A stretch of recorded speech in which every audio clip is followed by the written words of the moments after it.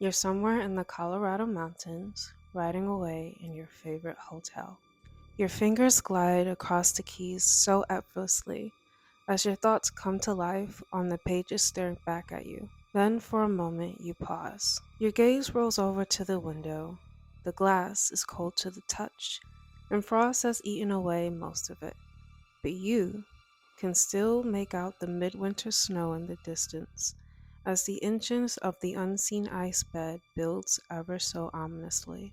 Suddenly, you snap out of it and quickly return to the task at hand.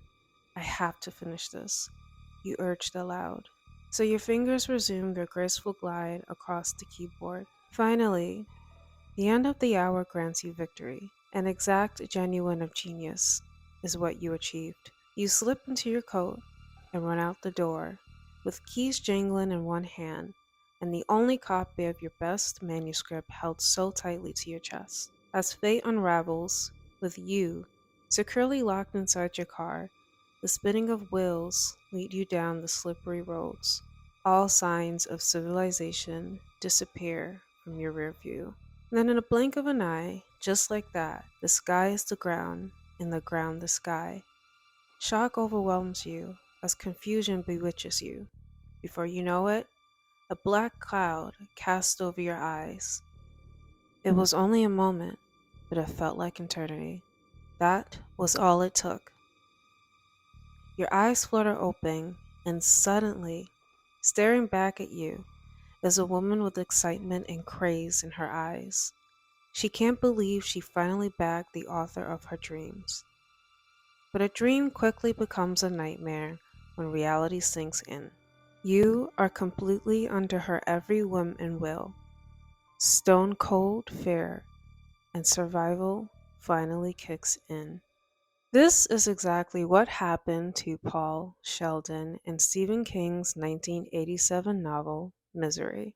A classic winter thriller for those looking for the perfect read for the frosty season.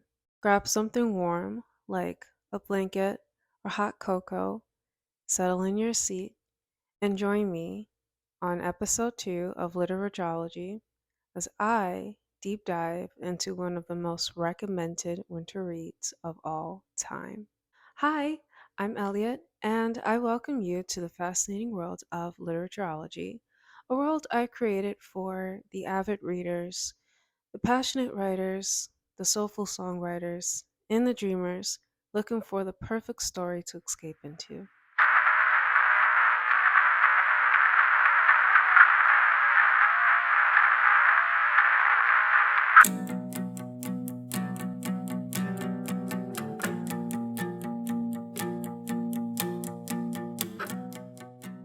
Today's episode is going to be so much fun because we will be deep diving into one of my favorite authors.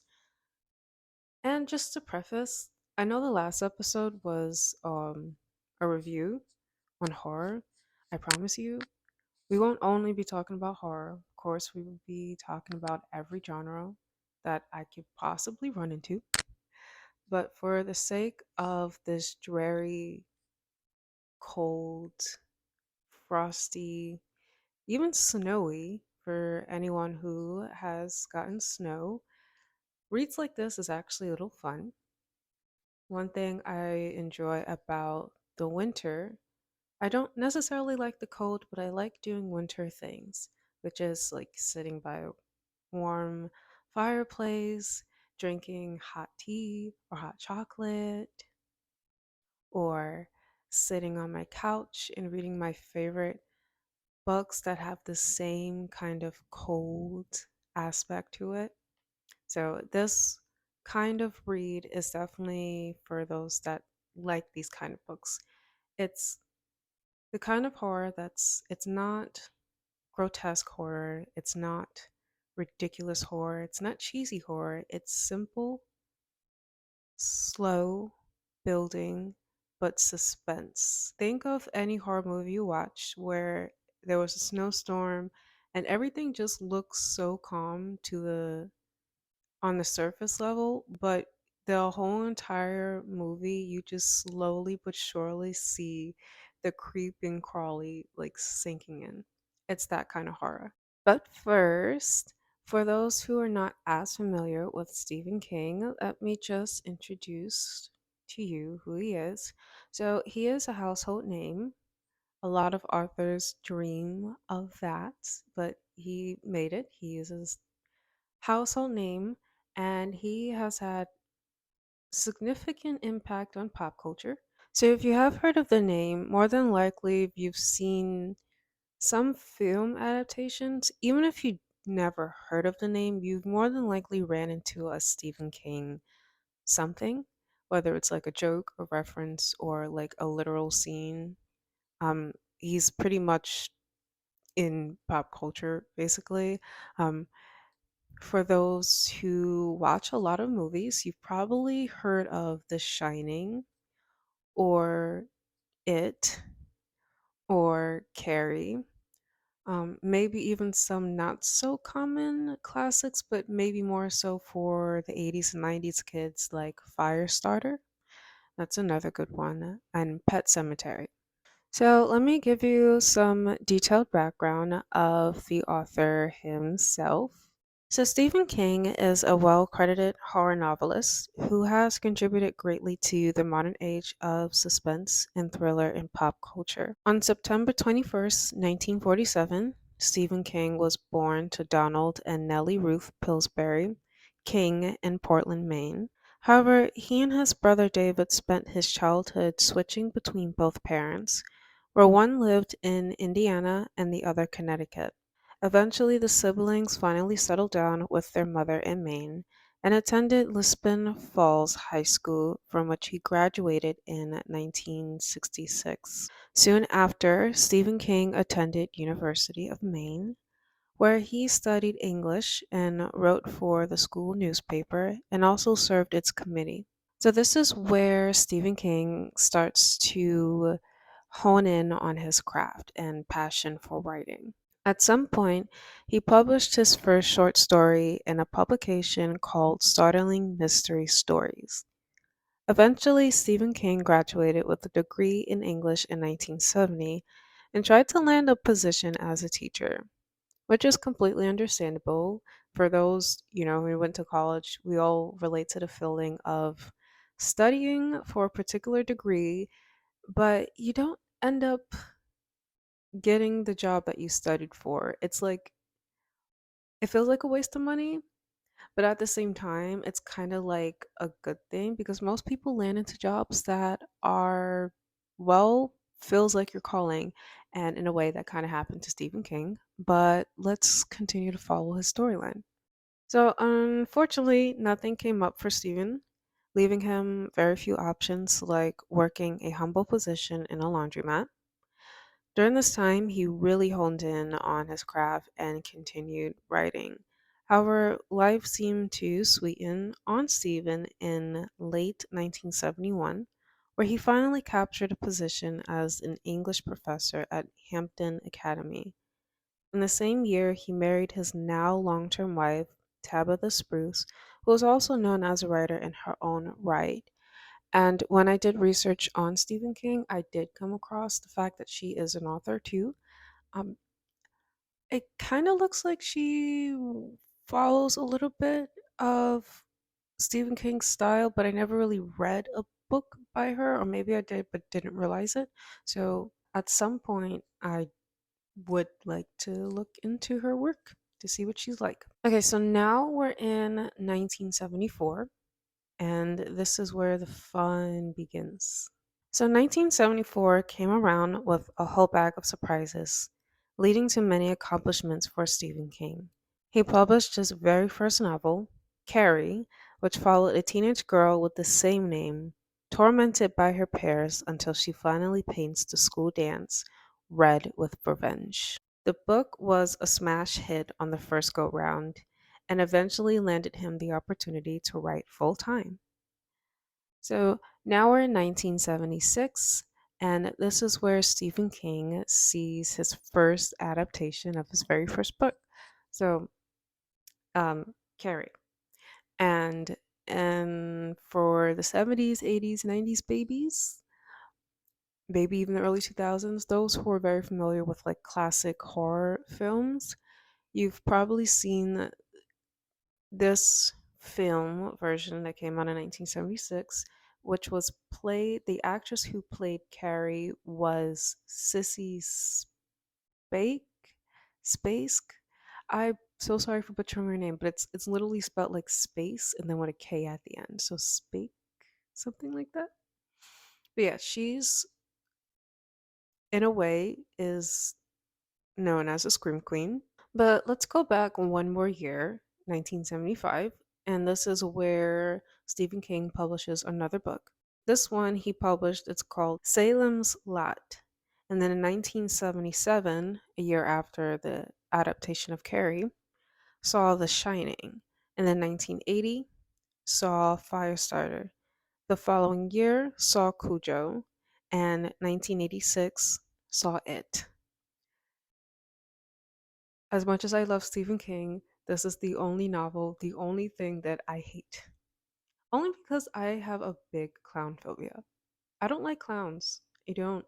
And that is what it is about, for those who don't know it. So if you have a clown phobia, don't watch it. Um, yeah, I don't like it. don't. I just don't like it. Even the remakes in 2017 and 2019 were a bit unforgiving. Like, yeah, I don't know. For those who were around, like, obviously, but I vividly remember 2016, 2017-ish in high school where the clown scare was happening all over social media and it was dumb. I hated it. I was so mad. Around the late 70s and early 80s publishing, Stephen King wrote more books under the pseudonym Richard Bachman. So while it sounds random, basically Stephen King coined the name Richard. The first name is, he got it from when he found this book. It was by a different author named Richard Stark, so he took that name. And the last name Bachman was actually from an artist called Bachman Turner Overdrive, and he was listening to a song called "You See Nothing Yet" or "You Haven't Seen Nothing Yet," something like that. So he coined the name, but basically he was afraid that the books that he also wanted to publish, aside from the classics ones that I just listed, he was afraid that they wouldn't get accepted by his core fan base. So he thought publishing under a pseudonym would kind of save him the grief in a way. Ironically, even those books saw success in their own right. They're also classics for those who read the Richard Bachman books. I also want you to hold on to this thought as well as Stephen King low key being afraid of his books being accepted at the time, and him having to publish under a pseudonym, because in a way it's low key related to the topic of this episode. It's really ironic, so just hang in there. The thing that many Stephen King fans also like about him, he has this quirk about him that he can write so many books at breakneck speed. Literally. Like it's like he can publish write and publish a book in the same year. It's really crazy. So him writing that much, and of course he spent so much time working on his craft, so he wrote so many books that it contributed to his fame basically. And of course a lot of these books also contributed to pop culture, so that really started to give a foundation for his career as an author, and also give a foundation for his books to have such a lasting impact on pop culture even today. Now, Stephen King has written so many books, and you can even find recent publishings in the millennial slash Gen Z age. I mean, he even just published a book last year in September called Holly. But let me not get ahead of myself. I'll list the books that he published in these recent years. In the 2010s, Joyland saw a publishing in 2013, and the same year in 2013, he published Doctor Sleep, which Doctor Sleep is actually a sequel to The Shining. And that's another quirk of Stephen King is that many of his characters kind of show up in his later novels. It's almost like a Tyler Perry esque kind of thing where a lot of his characters kind of are in the same universe. Going back to the book Holly that he published last year. So, Holly is the book follows the character Holly, who appeared multiple times in another series called the first book was Mr. Mercedes, and then the other one was Finders Keepers. I actually read that book and I didn't realize that was a series. And then the third book of that series in itself was End of Watch. So she showed up in all these books and then she finally got a book of her own. It's kind of giving, the horror movie X, and how a lot of it was like Pearl was such a charismatic character, and she ended up getting her own movie called Pearl. I haven't seen it yet, but from what I heard, it kind of sounds cool. But yeah, it's kind of like that in a way. That's the gist of Stephen King and his background, his rise to fame, and his catalog is things that make him Stephen King, basically. And now we get to finally get into the meat and potatoes of today's episode. So today we're traveling back to 1987 and we will be following the storyline of Misery, which follows two characters that are kind of iconic, especially the antagonist. So, like every storyline, we have an antagonist and a protagonist in a way. Annie Wilkes is the iconic villain that still continues to live in horror to this day. And then we have the protagonist, Paul Sheldon. He's the one who jumpstarts the storyline with him being in the Colorado mountains, working on a manuscript, and unfortunately driving through a snowstorm, which is not a good idea, guys. Not a good idea. Please don't do that. And unfortunately, he got into a pretty bad accident. And Annie, she happened to be there at the crash site and she rescued him and pulled him back to her place. And the thing we're supposed to believe at first about Annie is that she has these like motherly like characteristics. She's nursing him back to recovery. She kind of fixed his legs because they were like badly injured. And she's giving him like painkillers to help with his pain. She's giving him rest. She put him in this room so he feels, a little bit more cushioned through his pain. It's almost like an at home kind of um we're getting like a Red Cross kind of feel with this, but through Annie. So we get this about her. But then as the story unfolds, it's like we almost quickly start to see something off about her. Even a little bit from jump, but we quickly start to see off about her.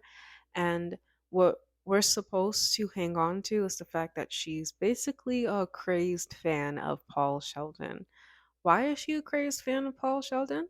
Because Paul, in the Misery novel, the Misery universe, he is an author, da da da da, and he is known for this series called the Misery series, and it follows the character named Misery Chaston, where it's more like a Victorian romantic as kind of novel series. And yeah, you just each book follows the life and adventures of Misery. And a lot of them kind of grab the attention of a possibly younger or romantic kind of audience that are more susceptible to fantasize basically, and Annie just happened to be one of those people. And also, she's supposedly trying to nurse him until the roads clear because, like, obviously, it's a snowstorm. You can't really travel during a snowstorm. The roads are like all ice and slick, so they're very dangerous. And they kind of have to wait till the roads are clear for Paul to be taken to the hospital. And this entire time, we are following a mess, basically. We are following a messy, crazy, intense, nightmarish relationship between an author and his fandom. Remember how I said earlier that Stephen King low key was afraid of publishing his other novels that were outside of the popular ones that he was known for? Yeah. Continue to hold on to that thought because one of the lasting legacies of Misery is the exploration of the dark side of fandom culture. Yeah, basically.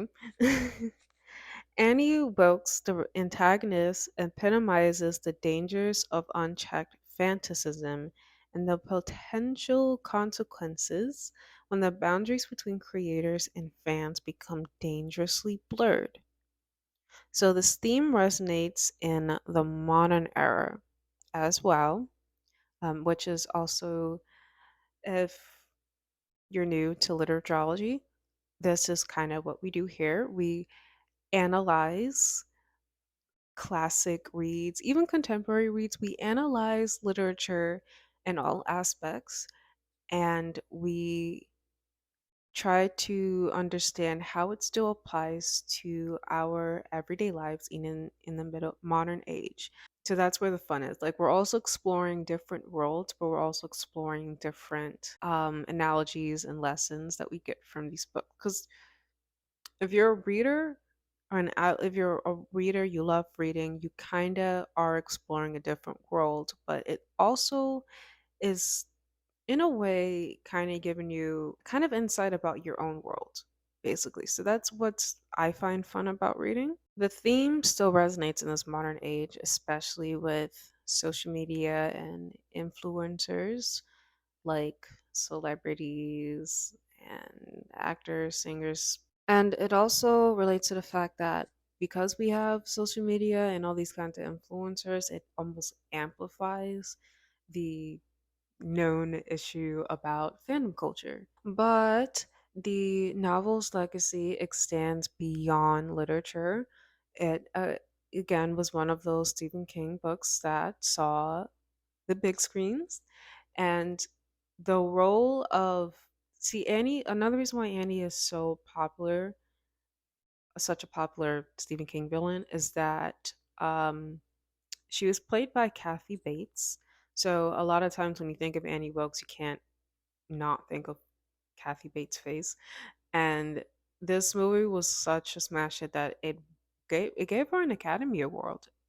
This movie came out in 1990, and yeah, it really amplified some of the more quiet suspense and the book. So the book, you kind of feel immersed in the suspense, but like when you watch the film, it's like almost amplified. It still doesn't use anything cheesy or crazy, but it's just using the elements, literary elements by itself to bring out suspense. And that's what I love about authors like Stephen King. I'm not, people are different, they have their own taste, but I prefer people using storytelling to express the feelings and emotions we're supposed to have instead of just saying it or just putting it out there in the most like rambunctious, obnoxious way. Yeah. So basically, horror is not the same anymore. But that's my little tangent there. But that's not the focus of today. Today we're talking about the book. um, So, in summary, Misery continues to captivate and disturb audiences with its exploration of fan obsession, psychological horror, and the complexities of creative expression. Its legacy is firmly embedded in both literary and cinematic history, showcasing Stephen King's ability to craft narratives that resonate across mediums and stand the test of time. So, like with most novels, most storytelling, we want to analyze the characters because they give us more context into the plot, the mind of the author, how the literary elements are used in the plot. So let's start with some character analysis. And of course, our two main players are Paul Sheldon and Annie Wilkes. So let's start with Paul.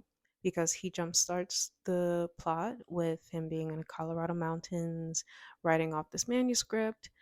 There's something significant about the manuscript. So, again, he's a famous author in this universe and he's known for the misery novels. So, this manuscript is called Fast Cars and it's not an additional book to the misery series. If anything, the goal is he's trying to redirect his career in a way he's taking more seriously as well established author than that author who wrote the misery novels. He wants more respect in the writer universe. So to have a better way of understanding this, let's think of Paul as like a Disney star, and then the misery novels is like Disney, and then the fan base is like all the Disney stands who have this not so healthy idea of the Disney star. And then we holding on to that thought is that think of the manuscript as his way of Disney stars have had their controversial, like that one controversial moment to been purposely done so they can like shed off the Disney skin. So think of that manuscript as like a way of him shedding off the misery novel skin, but he actually did something else that is more controversial in the eyes of someone like Annie. Basically, he axes off misery. So, again, because the misery novels is more like a Victorian romantic scene. The thing about childbirth, even now to today, like childbirth is still kind of high risk, but back then, when there wasn't as much medical advances as there is today, childbirth was still very high risk. In this instance, Paul kind of made it so that Misery didn't make it through the childbirth, unfortunately. So it's really drastic, and it was purposely done so that the Misery novels were not recoverable. Now, for someone like Annie, that really causes a division. And then at some point in the novel, after the accident, we meet Annie. So she's the die-hard fan. Like she's a devout fan. She knows a lot of things about him. She knows him, which is a red flag for anyone who says, I know this person, where they're like, no, you just know of them, you don't know them, kind of thing. She loves the misery novels so much so that she even named her pet pig Misery. I'm not joking, but some fans actually do this. It's a little creepy. Yeah, she names her pet pig Misery. She even makes Misery meets Paul. It's so weird. I'm not even kidding. But Annie is also an interesting character for the simple fact that I find her so intriguing because she's like a digestible villain. She is. Like despite her being so like unstable, unpredictable, not so cut and dry, very formidable throughout the novel, almost like a classic villain to me. Like she's still very digestible in a way. It's not like a whole bunch is thrown at you. It's still like enough where her scary side jumps at you, but like she's very you can pretty much I enjoy reading about the villain. It's so weird. It's kind of like one of those things where um the personally um might be an unpopular opinion to some, but I personally find the DC villains more intriguing than the DC superheroes, and I find Marvel's villains not so intriguing, more like a little cheesy. So in the sense of like storytelling, I find Annie and that DC villainous kind of thing where it's like there's more to them than just the bad guy. And what's more so is that she, she's kind of like the dark thing that looms over the entire book, kind of like how Ryuk looms over like Yakame for all the anime stands out there. Think of her as like a Dr. Jekyll, Mr. Hyde kind of deal. And going back to Paul's character, I kind of meant to mention is that he comes out very simple, very bland, and very just there because we're observing everything through his lenses in a way. So it kind of feels like he's just a lump on the bed, but he really isn't though, because the way he interacts with Annie, the way he tries to outsmart her, it's you can tell there's a bit of a multifaceted character in Paul that you don't get at first glance. You kind of have to pay attention to his subtle way of being, basically. It's really, really interesting. Like, there are some scenes where when Annie's going off, basically, he kind of like pretends to surrender when in actuality he's manipulating her backs the entire time. So she's manipulating him and then he's manipulating her. And then there's the instance where even just looking into his background, you kind of get the feel that he's fighting for any shred of autonomy. At some point, Annie finds the fast cars manuscript, and with his permission, she reads it, and she calls herself critiquing it because she knows his true potential as a writer. Red flag for any creator out there. If a fan ever comments, "I know your true potential," red flag. Just saying. Anyways, you kind of don't because you didn't create them, but okay. Anyways, she feels like she knows his true potential as a writer, right? So she's giving him all these constructive criticism. And the thing was, we want to pay attention to Annie as well, is that she's like this, she comes off like this angel, like this good character, but she also has this god complex. It's giving off like Nurse Ratched in a way, where she comes off very Mother Teresa like. Then she has this really weird spiel about morality that makes her go off. This happens with the scene where, and this is just in chapter 3. So, like, we haven't even got through the book yet, basically, with this scene, this example, right? So, Annie is like going off about like how there's too much swearing in the novels, and Paul's like, well, normal people talk like that, and she goes off like, no, they don't, and she goes in this tangent, right? And then she's there's that sign there that she's like, she wants him to write according to how she feels is his best potential. And then there's later on the book where she full on pulls out a grill, makes him burn the book. So there's those examples where um and in that scene he's like, he kind of breaks down because he's in this very dire situation. His legs are broken, he can't move, he's still sick, he's still fighting basically for recovery, and there's this woman who's just trying to take over him. And it you can see this fight for like self-preservation, but then also having to surrender to self-destruction for the sake of survival. It's actually, in a way, kind of reminds you of the creator audience relationship, the fan influencer relationship, like the fandom culture. You kind of can get that sense because a lot of fandoms prefer the creators to stick to a certain fantasy that they have in their heads. Because let's be real, we're all fans of something because, a lot of times our lives are a little might be boring, or we need a little bit something more interesting, or there's too much going on in our lives and we're looking for an escape. So we have these entertainers. And a lot of times the unhealthy viewers, the unhealthy audiences latch on to a certain fantasy, and it's like if the creators have a misstep, it's like they go off. And we see this all the time, and especially in the age of social media. We see this all the time. And I'll explain that. Look, we'll talk more about that later on in this episode. But that's basically something to keep in mind when thinking of Paul and Annie.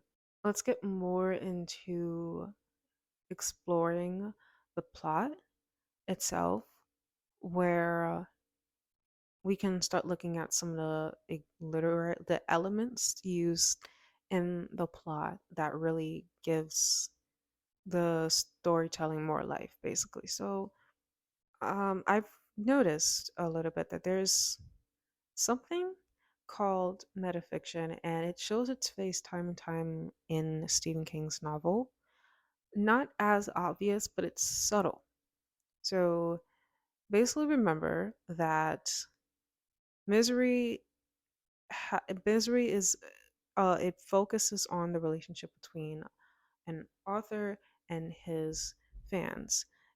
But if you kind of focus it more on, if you look at it from an outside in, it feels like it's, you know, we're looking at a weird example of how fandom culture can get toxic, right? So, Misery kicks down the fourth wall by drawing readers into this intimate and very unsettling relationship between an author and his fan base. So, the novel delves into the darker side of fandom, portraying Annie Wilkes as the embodiment of an obsessive fan. And then, in doing so, Stephen King explores the blurred boundaries between fiction and reality, allowing readers to peer into the dynamics that can emerge between creators and their most dedicated followers. So, for those who are probably not familiar with metafiction, I'll explain that a little bit. So, metafiction is actually a literary device. It's a real device that sometimes writers use it involves self-awareness of the narrative as a work of fiction. So it goes beyond typical storytelling conventions, and it acknowledges its own constructed nature, whether it's the way the narrative is going on, or using the characters to show an acknowledgement that it is a work of fiction in a way. So metafiction can show up anywhere like films, TV series, plays, and of course literature. And in the context of pop culture, there are examples like Family Guy, a lot of metafiction there. And then Supernatural, there are a couple of episodes that are just straight up metafiction, and it's a lot of times it's entertaining. And they broke the fourth wall by referencing their own existence as television shows, or um, at least Family Guy did. Supernatural kind of acknowledged that it's not real in a way. Like in the plot, there's a book series called Supernatural, and it's about the main characters, and the characters are kind of like following along the storytelling, so that there's um they're aware that there's work about them, but we're aware that they're fictional characters. And then another example is the Velma show, by focusing on the iconic Scooby Doo character, Velma Dinkley. S- It's kind of controversial in a way when it first came out. I remember it was like, I think it was last year. Like, everyone hated it when it first came out. I have to preface that metafiction is really not that. It's not a beloved literary device. It is preface that. A lot of times, a lot of people prefer it if authors, writers, creators don't use metafiction or meta jokes. Some people really do hate it.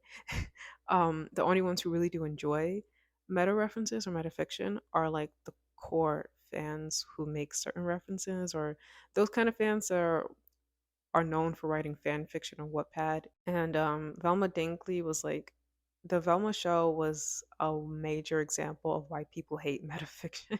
King, in a way, Stephen King, he uses metafiction, at least I believe so, that he uses metafiction because it seems like he's using Paul and Annie to comment on the potential dangers of fan obsession and the influence it can exert on the creative process. We see metafiction manifest as Paul Sheldon. So the protagonist and the author grapples with the consequences of his own creation, Misery Chaston. The novel within the novel featuring Misery serves as a metafictional device, providing insight into the relationship between creators and their fictional worlds.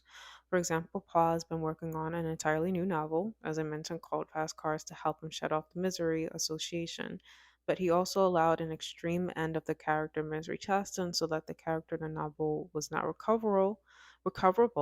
However, Annie's harsh reactions to the end of Misery, literally going off on Paul, and how she kept negatively critiquing Fast Cars until the point of making him burn the book on the grill. Again, I'm not joking, this really happened.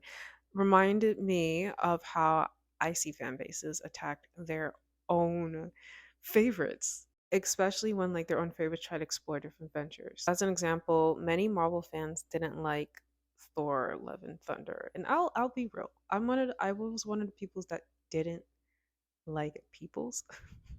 So- Sorry. But I was one of the people who didn't like Thor and Love and Thunder for the simple fact that I couldn't follow the plot, so like I kind of just checked out midway through the movie. It was a lot of craziness happening, but not for the reasons like the diehard Marvel fans hated the Thor Love and Thunder movie. For one, there was a female Thor, and Thor's lover was female Thor, which I don't know if a lot of the Marvel fans even took the time to realize is that there is a female Thor in the Marvel universe because the Marvel universe is a multi-universe. So there's a female Thor, a female Hulk, a female Captain America. It's kind of funny, but yeah, um, those things do exist. And but because Marvel fans are mainly predominantly a male fronted audience, a lot of them don't really like the female versions of the superhero characters. So I guess that's understandable. And the other part is that they didn't like the way Thor was handled.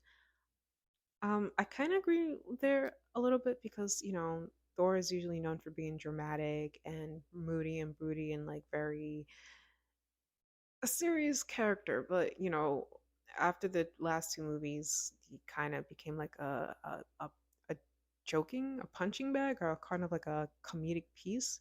It's kind of hard to watch after a while, but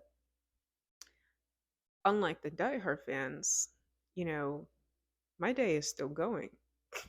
The movie happened, and I kind of don't care that it happened, but devout fans like the Marvel fans went on a tangent.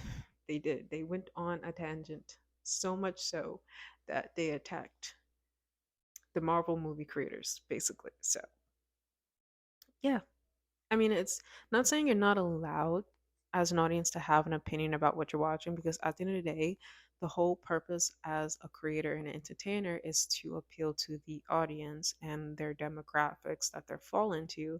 And if you don't appeal to a certain demographic or audience, that demographic slash audience moves on to someone else who can give them what they're looking for. That's usually what happens. However, there's a fine line between like critique and a disassociation or a lack of awareness of a demographic audience versus the audience and devoted fans kind of forgetting that it's just not that deep. It's not that deep. They can live through a bad album. They can live through a bad Taylor Swift album. They can live through a bad Marvel movie. But in their minds, in their worlds, they think they can't. It's actually really kind of sad when you think about it. The main point here is that how metafiction is used in Misery, and it's highlighting Paul's struggle for creative freedom and the impact of fans' expectations on his work to exemplify the exploration of the author fan dynamic within the narrative. Now, remember when I mentioned earlier when Stephen King kind of had this dilemma when he published books under a different pseudonym because he was afraid of how his books would be accepted alongside the very popular ones that he created? So that's where a lot of people, or at least some, Stephen King critics, kind of were thinking that maybe he was low key inserting himself into the plot, that maybe Paul is kind of like that Stephen King was kind of, inserting himself into the character Paul in a way. So, and then of course, there are some references that I found that Stephen King did kind of use misery to express his personal struggles, like with addiction and things like that. I still haven't found like a direct quote that says this or like a direct confirmation. So it's kind of like a educated guess based on what you know have learned about Stephen King and learning more about the book itself. It feels like there's a bit of a self insertion here. And now we get to deep dive into the actual elements that are used to convey the storytelling here. So this is where the fun part is. So the elements that Stephen King seems to be using, one of them is psychological horror. So psychological horror is actually one of my favorite genres. It really is. It's doesn't need any of the raunchiness. As I said, it doesn't. I can't stand horror with, although raunchy stuff. If you know what I mean, you know what I mean. But this is also a classic technique of Stephen King's. He kind of does a lot of psychological horror. In Misery, the focus is not solely on the external threats coming from Annie, but rather the internal struggles of Paul himself and how he's reacting to what's going on around him and reacting to the person that's antagonizing him, basically. The Captivity, Manipulation, and Gaslighting by Annie Wilkes delve into the depths of human psyche, creating a sense of dread that like lingers beyond the pages. So like you can feel the creepiness jumping at you, basically. And then another element that he possibly uses is isolation and claustrophobia. So King uses the isolation method with the setting of the Colorado mountains. I in case you probably might have maybe forgot. But yeah, this entire book is happening in Colorado. So the isolated setting of the Colorado mountains to enhance the suspense. So we have this vast snowy landscape, which is it's like a backdrop in a way. It's beautiful and also menacing because there's a foreshadow in a way that's happening. And then the confinement within Annie's home, the single room, the room that he's in, where Paul is held captive, adds like a thick layer of claustrophobia, like this sense of tightness as Annie gets more and more darker throughout the novel. There's no escape. Yeah. So it intensifies this sense of helplessness.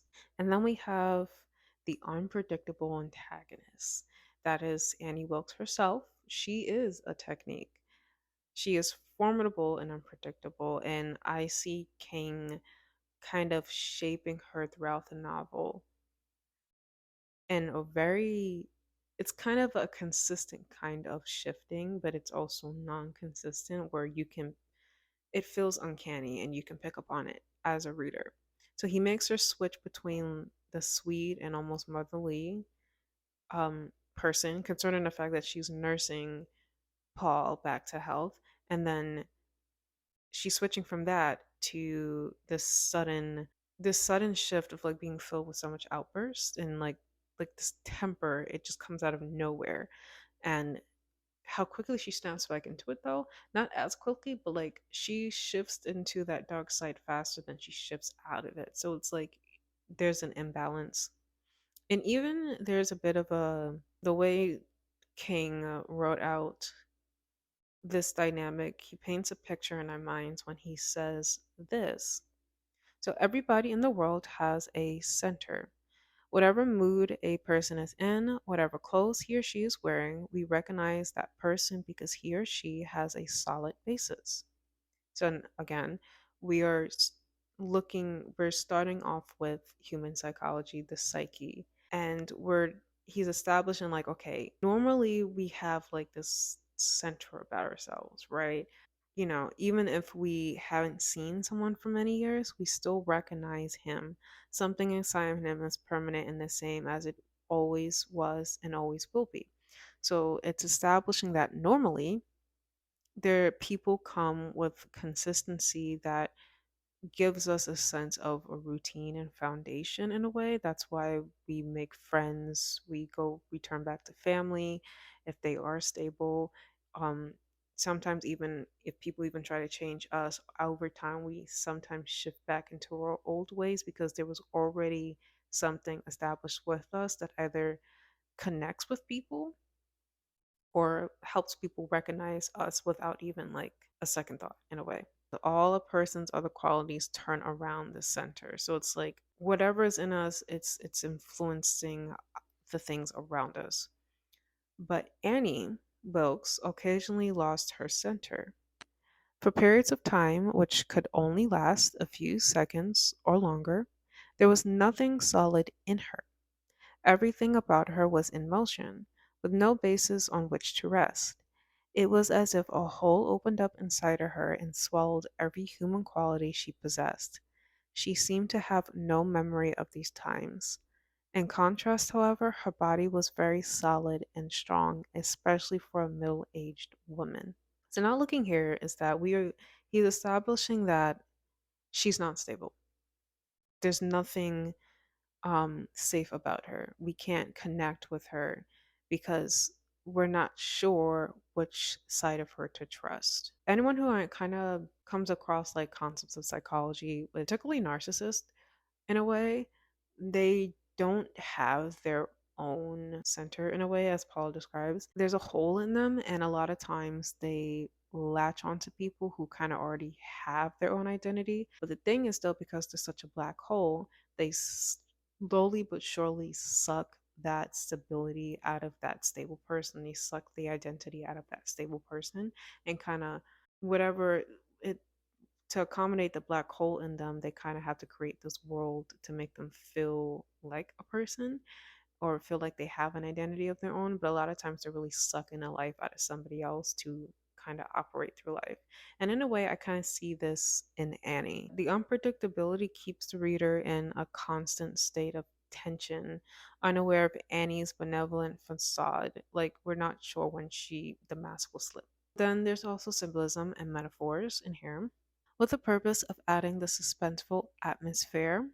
For example, we have the typewriter that Annie gives Paul when she makes him write on a manuscript.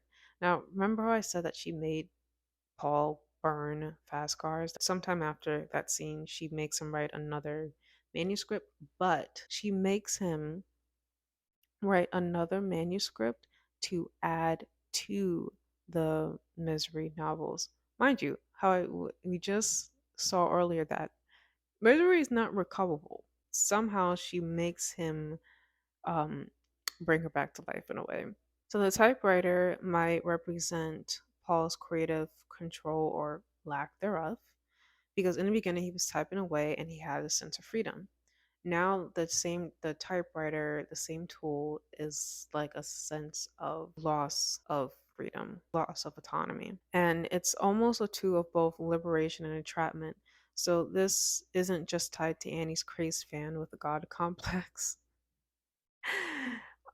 Nature, in a way, it also points to the contrast of his career as an author. So being trapped to something fans preferred, and Paul reluctantly feeding the crowd what they want and wanting to break away from them at the same time. With that said, the other thing we will explore that is a literary element in a way is themes. So, all relationships have potential red flags, and if they are not addressed, these red flags can become toxic, right? But what do you do when the relationship is actually one sided and the relationship that you have is with something that doesn't know you, doesn't know that you exist, or is just fiction? Now, that is where the pop psychology concept comes in, and this concept is called parasocial relationships, which involves forming one sided connections with media personalities, celebrities, influencers, or fictional characters. So often there is a deep feeling and personal attachment despite the lack of reciprocal interaction. Now, I have to say, we're all guilty of this because, as mentioned, we all turn to entertainment for something or turn to these entertainers for something. Just think of it like this. Have you ever caught yourself like overly fond of a certain character? Like, for those of us who love books, right? We all come across that book where we just get immediately attached to like one character, especially if we're reading a romance novel. I love romance. And there's like a hot dude in there, and you find yourself just like, oh, I wish there was a dude like this. Like, there's that immediate parasocial connection happening, and that the parasocial interaction, or again, going back to like people who are fans of Family Guy, they connect a lot with Stewie because he's like a charismatic character, or with people who watch The Flash because he's hot, or um maybe going to like real life people, like people love Selena Gomez. Her fans love her because her persona is being kind and graceful and things like that, and people relate to that, especially those who um promote or wish there is more kindness, more softness, more understanding, more advocacy for mental health in our modern age. Or Taylor Swift fans, they relate to her music because they feel like she's pointing out, she understands relationships or she understands their relationships. I even sometimes see in the comment section of fans saying, "Oh my gosh, this song was meant for me." Like we all do it. We all do it. All these examples, I mean, there's so many examples. There, all of these are characteristics of engaging in a parasocial relationship. According to an article published on Psychom in 2023, like any relationships, parasocial ones develop normally. We encounter someone, we feel a sense of attraction, admiration, or respect for that person, or all three, and we seek out more contact. In this way, PSRs are very similar to ordinary social relationships. And they are very different ways that might form. So, parasocial relationships are usually based on either romantic attraction. There's the task attraction. So, again, they like McDonald's. Oh my gosh, I love McDonald's. See, if they can do it, I can enjoy eating my junk food all the time. That makes me feel better about myself. Then there's the hero role model complex. So, which I find a little bit more dangerous than these. Honestly, the hero role model attraction, which happened to a lot of child stars in a way, and their fandoms, a lot of them connect them and see them as a role model, and that never ended well. That never, ever, ever ends well. And Annie Wilkes here takes the concept of parasocial relationships to an all time extreme. So, Homegirl just took it to an all time high, and she is not coming back. She's gone. She's on the other side of Crazy Town. So, in this novel, Annie's parasocial relationship with Paul leaves the ballpark of typical fan admiration.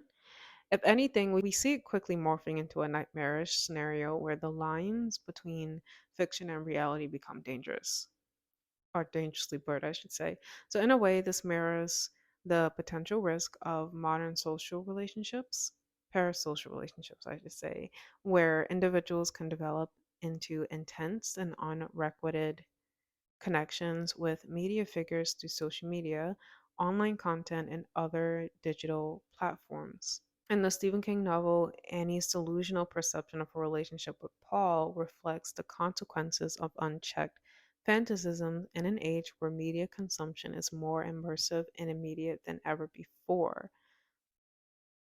It really is. So, as I said, there's so many examples of this. For example, I don't know.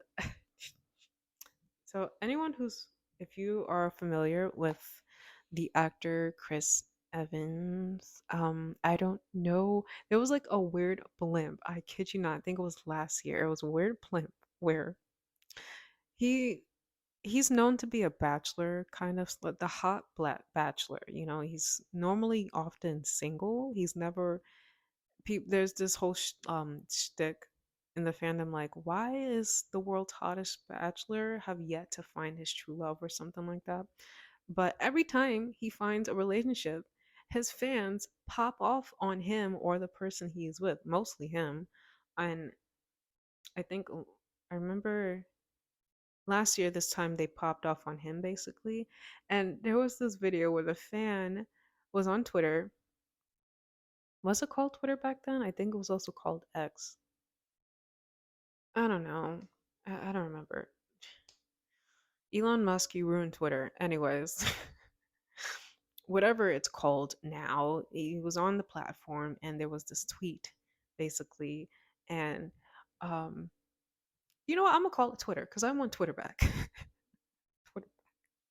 Anyways, there was this fan, they wrote this paragraph message to Chris Evans saying how disappointed they were, and I thought you could do better, and you disappointed your fans. I used to follow you. All because this dude, he dated someone kind of a couple of years younger than him, I think. he's in his 40s, and she's in her like mid to late 20s, which happens. Age different relationships happen.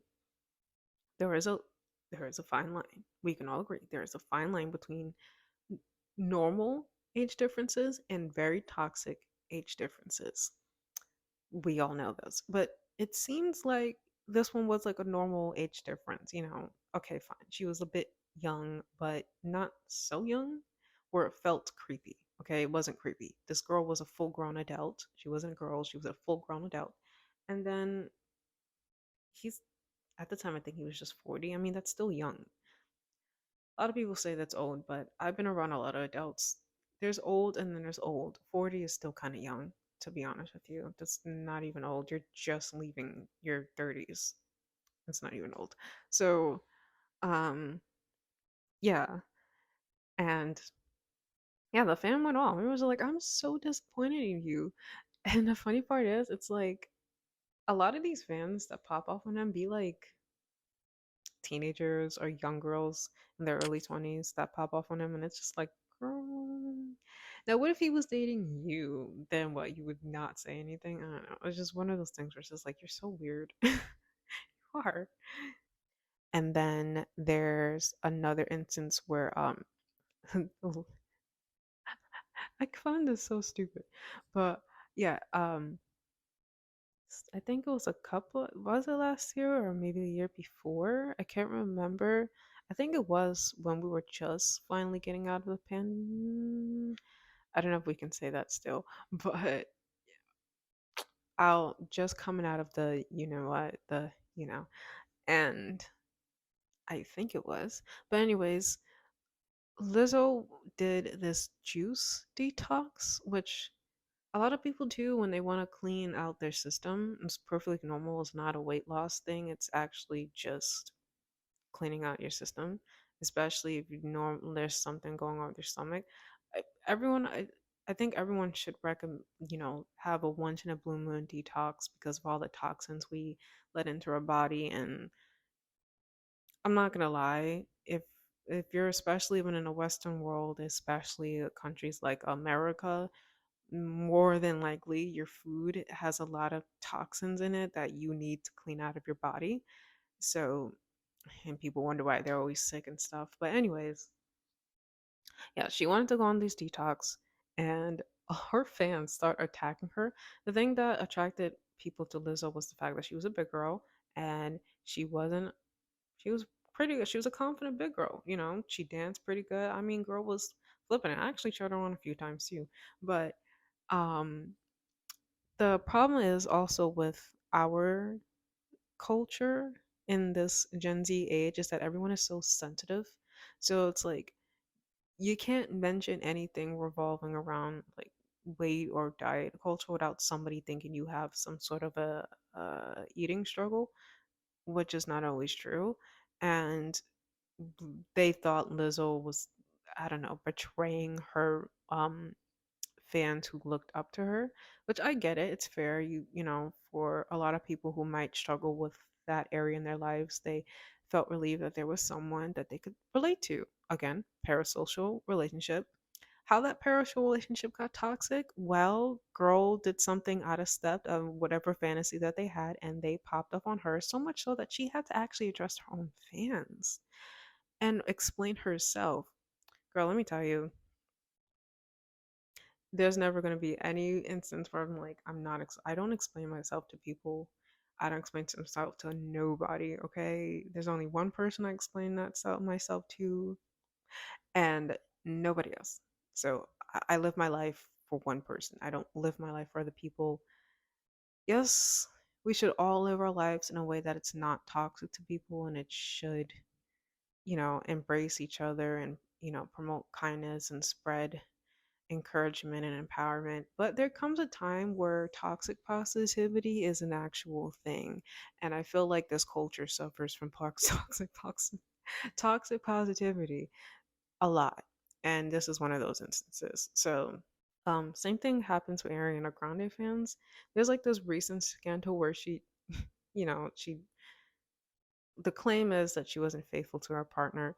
I get it. Some people, you know, they looked up to her. They saw her like this delicate angel, whatever. She's a human being like you and me. She's not an angel. And if she was, if you actually learned about angels, they're not perfect. They're just as problematic as we are if they are not careful. So, um, yeah. And yeah, so they kind of a lot of it.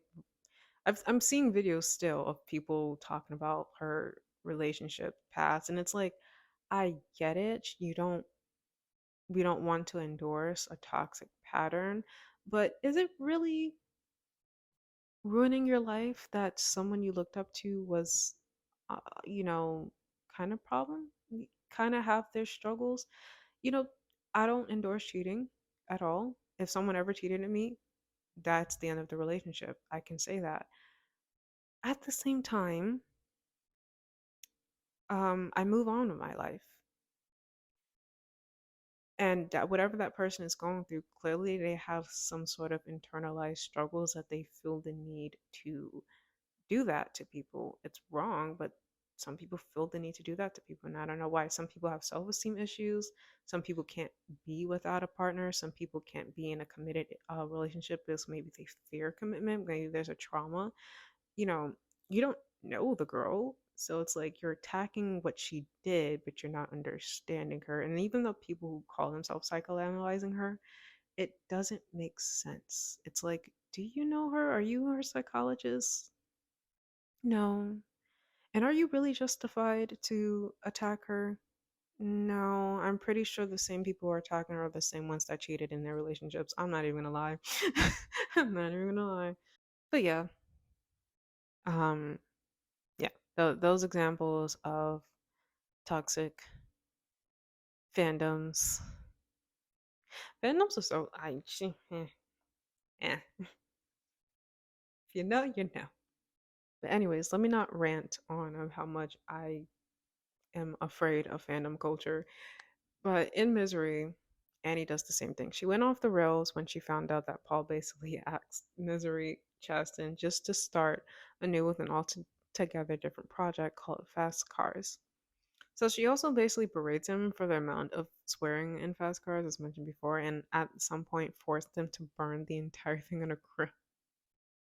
So, like Annie here, these kind of fans often believe they know the true potential of whoever their stan is, and it's just I hate to burst their bubble, but you don't know them.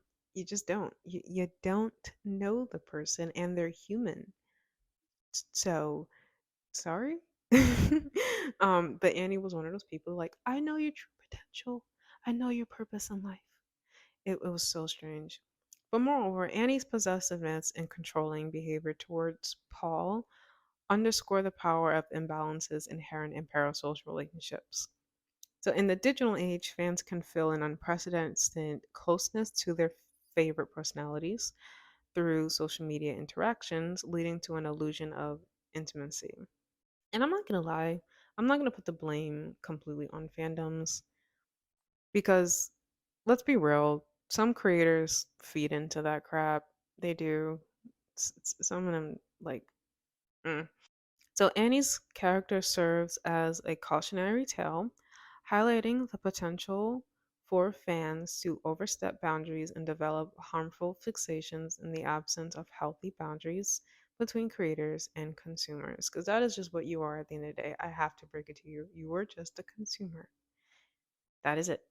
That is the that is the reality of the relationship between you guys. Yes, they make it feel personal, but that is the real relationship. You are the consumer. They are the producers. You are the consumer. So much as you consume, that is what you will be until you one day become a producer. That's just what it is. Annie Wilkes also raises questions about the impact of parasocial relationships on mental health. Her obsessive behavior, outbursts, and manipulative tactics underscore the potential for such relationships to contribute to unhealthy psychological states. In the modern era, where individuals can immerse themselves in the lives of media figures, it becomes crucial to examine the fine line between appreciation and fixation, acknowledging the potential for real world consequences when these boundaries are crossed. In conclusion, Annie Wilkes in Misery serves as a harrowing cautionary tale about the dangers of parasocial relationships, particularly in the contemporary landscape of media consumption.